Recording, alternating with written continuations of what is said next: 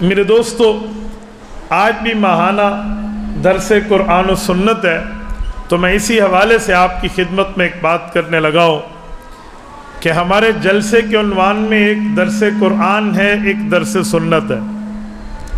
ہم نے گفتگو میں درس قرآن و حدیث نام کیوں نہیں رکھا؟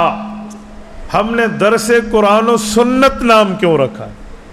حالانکہ ہمارا نظریہ ہے کہ حدیث کا منکر اس طرح پکا بے ایمان ہے جیسے قرآن کا منکر بے ایمان ہے، لیکن وجہ آپ درس قرآن و حدیث لکھ لیں، آپ نے وہ تو نہیں لکھا، آپ نے لکھا درس قرآن و سنت۔ اس کی بنیادی وجہ یہ ہے کہ حدیث پاک کی قسمیں کئی ہیں، کوئی حدیث صحیح ہوتی ہے، کوئی حدیث ضعیف ہوتی ہے، لیکن وَالسُّنَّةُ قَائِمَةٌ، سنت کی ایک ہی قسم ہے جو سنت ہمیشہ صحیح طور پہ بیان ہوتی ہے۔ ایک وجہ اور بھی ہے کہ بعض اوقات حدیث پرانے زمانے کی ہوتی ہے، اس پہ عمل نہیں کیا جاتا، حضور پاک خود اس حدیث پہ عمل منع کر دیتے ہیں، لیکن ایسی سنت کوئی نہیں ہے جس پر حضور منع فرما دیں کہ عمل نہ کرو۔ آپ کے ذہن میں سوال اٹھے گا، مولانا کون سی حدیث ہے جس پر حضور پاک نے فرما دیا ہو اس پہ عمل نہ کرو؟ کیا ایسا ہو سکتا ہے؟ جی ہاں، سیاہ ستہ میں موجود ہے، حضرت ابو ہریرہ راوی ہیں، مشہور ترین روایت ہے، رسالت معاذ نے فرمایا کنت نہیتکم عن زیارت القبور فزوروها فإنها تذکر الآخرہ، میری امت کے لوگوں میں نے تمہیں منع کیا تھا قبرستان مت جایا کرو، لیکن اب میں کہہ رہا ہوں اس حکم پہ عمل نہ کرنا، جایا کرو، اور اللہ رب العزت کے لیے تم وہاں پہ جا کے آخرت کی یاد کیا کرو۔ تو حدیث پہ تو حضور پاک نے بعض حدیثوں پہ منع کر دیا ہے، دوسری حدیث پہ اس کو حکم دے دیا ہے۔ تو اسی طرح کچھ حدیثیں وہ ہیں جو پرانے زمانے کی ہیں، نئے زمانے پہ اس پہ عمل نہیں ہے۔ نئے زمانہ، پرانے زمانے کا کیا مطلب؟ پرانے زمانے کا مطلب حضور پاک نے پہلے حکم دیا، نئے زمانے کا مطلب موجودہ دور نہیں، حضور پاک نے بعد میں حکم دیا۔ تو اسی لیے ہم نے درس قرآن و سنت رکھا ہے، درس قرآن و حدیث نہیں رکھا۔ اور ایک وجہ اور بھی ہے، آپ کہیں گے وہ کیسے؟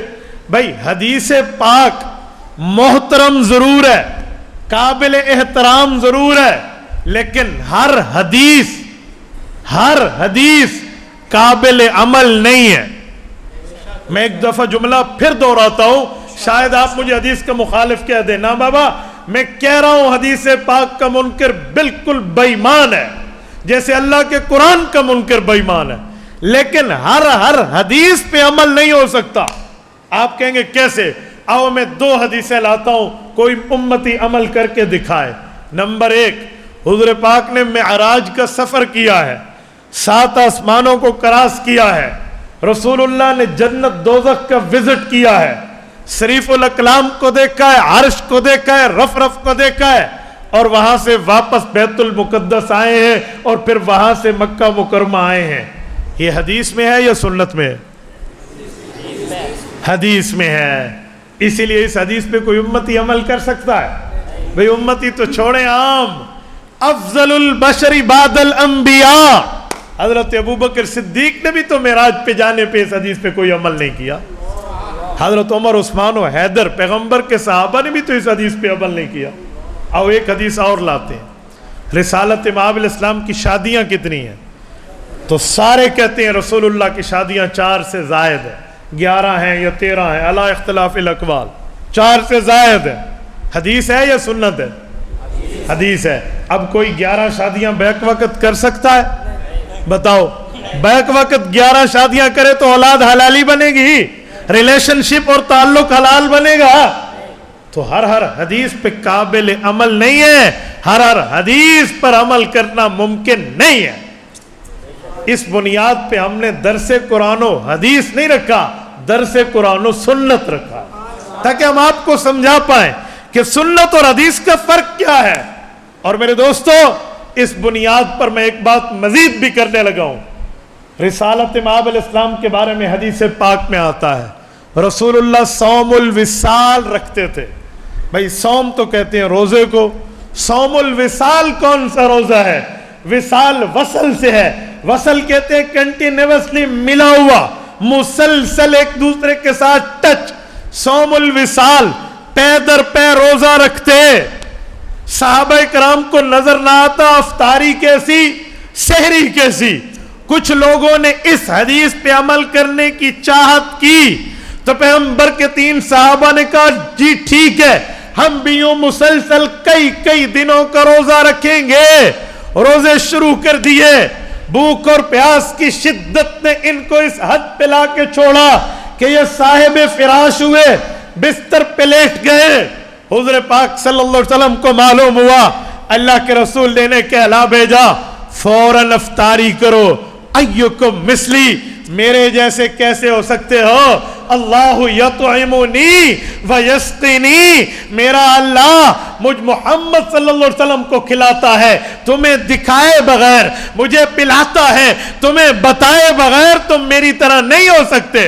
تاج و تخت ختم نبوت، تاج و تخت ختم نبوت۔ اب کوئی کہے میں اس حدیث پہ عمل کرتا ہوں، کیسے کرے گا؟ یہ حدیث قابل احترام تو ضرور ہے پر قابل عمل نہیں ہے۔ اور ایک بات اس عنوان پہ مزید بھی عرض کرتا جاؤں، میں یہ وہ مثال پیش کر رہا ہوں جو زیغم اسلام محقق اہل السنت والجماعت علامہ علی شرح حیدری شہید رحمہ اللہ پیش فرمایا کرتے تھے۔ حضرت فرماتے تھے اگر ہر حدیث پہ عمل کرنا ہے اور رسول اللہ کی زبانی سن لو، کلمہ طیبہ اللہ کے رسول کیسے پڑھتے؟ فرمایا کلمہ طیبہ حضور یوں پڑھتے، لا الہ الا اللہ، مجھے دیکھو، لا الہ الا اللہ انی رسول اللہ، اللہ کے سوا کوئی معبود نہیں اور میں، یعنی حضور فرماتے میں اللہ کا رسول ہوں۔ کیونکہ حضور پاک محمد صلی اللہ علیہ وسلم تھے تو اپنے بارے میں انی فرماتے کہ میں۔ اب کوئی کہے میں یہ حدیث کے لفظ پہ عمل کر کے یہی کلمہ پڑھوں گا اور کہوں گا انی رسول اللہ، بتاؤ ایمان بچے گا؟ ایمان بچے گا؟ باؤنڈری آف دا اسلام سے آؤٹ ہو جائے گا، وہ دائرہ اسلام سے نکل جائے گا۔ حالانکہ دعویٰ تو یہ ہے میں حدیث پر عمل کر رہا ہوں، ہم کہیں گے اوے عقل کے چاچے تو حدیث پاک کو تو دیکھ رہا لیکن ہر حدیث قابل عمل نہیں ہوتی۔ آپ پیغمبر کی سنت کے دروازے پہ ہر سنت قابل عمل ہوتی۔ کئی امثلہ اس پر پیش کی جا سکتی ہیں، تو ہم نے اسی لیے عنوان رکھا درس قرآن و سنت کہ پیغمبر کریم کی سنت کیا ہے اور اللہ کا حکم کیا ہے۔ اب توجہ رکھنا، میں اس عنوان پر قرآن کریم پر ایک جملہ کہتا ہوں، یہ نہ سمجھنا کہ ہم حدیث پاک کی ویلیو کے قائل نہیں ہیں، ہم حدیث پاک کی اہمیت کے قائل نہیں ہیں۔ بابا ہمارے بزرگوں کی زندگیاں لگ گئی ہیں حجیت حدیث بتاتے بتاتے، the authority of حدیث، the authority of سنہ، پیغمبر کریم کی حدیث کی حجیت بتاتے، اس پر تو زندگیاں لگی ہیں، لیکن ہر حدیث قابل عمل نہیں ہے۔ کوئی حدیث صحیح ہوتی ہے، کوئی حدیث ضعیف ہوتی ہے۔ کبھی آپ نے سنا ہے کہ کبھی سنت ضعیف ہو؟ بھئی یہ سنت ضعیف ہے، یہ سنت صحیح ہے، سنا ہے؟ وَالسُنَّةُ قَائِمَةٌ، سنت ہمیشہ سنت صحیح ہوا کرتی ہے۔ اور رسول اللہ صلی اللہ علیہ وسلم بھی جب بھی حکم فرماتے تو فرماتے سنت کو اپناؤ۔ کئی حدیثیں اس پر، میں آپ کی خدمت میں ایک حدیث پاک پیش کر رہا ہوں، مشکات جلد اول باب الاعتصام بالکتاب والسنہ، حضرت عرباز بن ساریہ رضی اللہ عنہ راوی ہیں، فرماتے ہیں صلی بنا رسول اللہ صلی اللہ علیہ وسلم ذات یوم، اللہ کے رسول نے ایک دن بیان فرمایا، ظرفت منہ العیون، حضور پاک کے بیان سن کے ہماری آنکھوں سے آنسوؤں کا سمندر بہ پڑا، وجلت منہ القلوب، ہمارے دل اللہ کے خوف سے ڈر گئے، فقال رجل منا یا رسول اللہ کأن هذه موعظة مودع او مودع فاوصنا، ایک صحابی نے عرض کی اللہ کے رسول یہ تو ایسے لگتا ہے جیسے آپ الوداعی گفتگو فرما رہے ہو، اگر یوں ہے تو نصیحت وصیت فرما دیجئے. حضور نے فرمایا اوصیکم بتقوی اللہ، یاد رکھنا گناہوں کو چھوڑ کے اللہ کا خوف اپنے دلوں میں بٹھا لو. والسمع والطاعہ، اور اپنے امیر کے حکم کو بجا لاؤ، اس کی بات کو مانو. فَإِنَّهُ مَن يَعِشْ مِنكُم بَعْدِي، میرے بعد اگر زندہ رہو گے سنو میری پیشن گوئی. فَسَيَرَى مِنكُمْ اِخْتِلَافًا كَثِيرًا، تم لوگ فرقہ واریت کے زمانے کو پاؤ گے. تو صحابہ کرام نے سوالیہ نظروں سے یوں اللہ کے رسول کے چہرے کے شربت دیدار کو پیتے ہوئے یوں آنکھوں میں سوال کیا کہ اگر فرقہ واریت کا زمانہ آئے تو آپ کے احکام امت کو کیا ہیں؟ حضور پاک نے فرمایا فَعَلَيْكُمْ بِسُنَّتِي وَسُنَّتِ الْخُلَفَاءِ الرَّاشِدِينَ الْمَهْدِيِّينَ، میری سنت، صحابہ کرام خلفائے راشدین کی سنت کو دیکھنا، ان کو مضبوطی سے پکڑ لینا. تمسکو بہا، مضبوطی کیسی؟ فرمایا عزو علیہا بالنواجذ، جیسے کوئی چیز مضبوط پکڑنے کے لیے دانتوں سے پکڑی جاتی ہے، یوں سنت کو پکڑ لینا. یا رسول اللہ ہم پکڑیں گے، اور اگر سنت کے مقابلے میں کوئی چیز لائے سنت سے ہٹے تو وہ کیا ہوگا؟ فرمایا یاد رکھنا جو چیز نئی ہوگی فَإِنَّ كُلَّ مُحْدَثَةٍ بِدْعَةٍ وَكُلَّ بِدْعَةٍ ضَلَالَةٍ، ہر نئی چیز جو سنت کے مقابلے میں آئے گی وہ بدعت کہلائے گی، اور ہر بدعت گمراہ کن ہوا کرتی ہے. مسند احمد میں روایت ہے وَكُلَّ ضَلَالَةٍ فِي النَّارِ، فرمایا ہر گمراہی جہنم لے جائے گی. اس حدیث پاک پر میں مکمل بات نہیں، ایک جملہ بتانے لگا ہوں. حضور نے کیا فرمایا؟ فرمایا علیکم بحدیثی، فرقہ واریت کے دور میں صرف حدیث دیکھنا؟ فرمایا نہیں، علیکم بسنتی، میری سنت دیکھنا. اور رسول اللہ نے سنت صرف اپنے تک پابند نہیں رکھی، یہ نہیں بتایا کہ سنت صرف رسول اللہ کا عمل ہے، بلکہ ایک لفظ فرمایا وَسُنَّتِ الْخُلَفَاءِ الرَّاشِدِينَ الْمَهْدِيِّينَ، کہ لوگوں جو یہ خلفائے راشدین ہیں حضرت ابو بکر، عمر، عثمان، علی، انہیں گمراہی پہ مت سمجھنا، ان کا اجماعی طریقہ بھی سنت ہوگا اور یہ ہدایت یافتہ لوگ ہیں.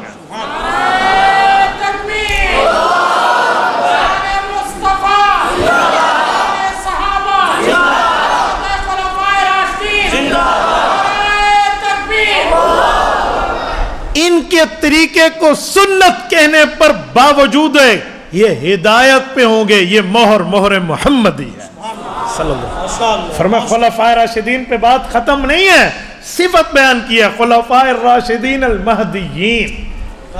حضور پاک نے خلفائے راشدین کے فیصلے کو سنت قرار دیا، خلفائے راشدین کی بات کو، خلفائے راشدین کے عمل کو، جس کو وہ نافذ کر دیں اس پہ عمل کرنے کے لیے ہدایت کی مہر لگائی. اب کوئی مجھے کہے کہ تیرے پاس کوئی جنت کی ٹکٹ ہے، میں کہوں گا جی، جو سنت پیغمبر، سنت خلفائے راشدین پہ عمل پیرا ہے، اس کو ٹکٹ رسول اللہ نے جاری کی ہے. تو حضور نے ادھر بھی سنت کی بات فرمائی، علیکم بسنتی. علیکم یہ اسماء افعال ہے، مولوی سمجھتے ہیں یہ الزمو کے معنی میں ہے. کیا معنی؟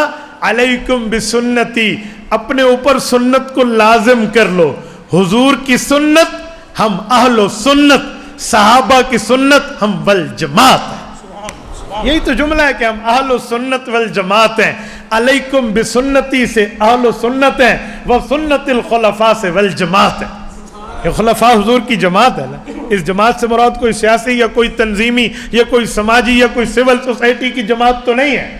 والجماعت سے مراد پیغمبر کی جماعت ہے، اور ان جماعت میں افضل خلفائے راشدین. میرے دوستو، تو اس بنیاد پہ ہم نے درس قرآن و سنت رکھا.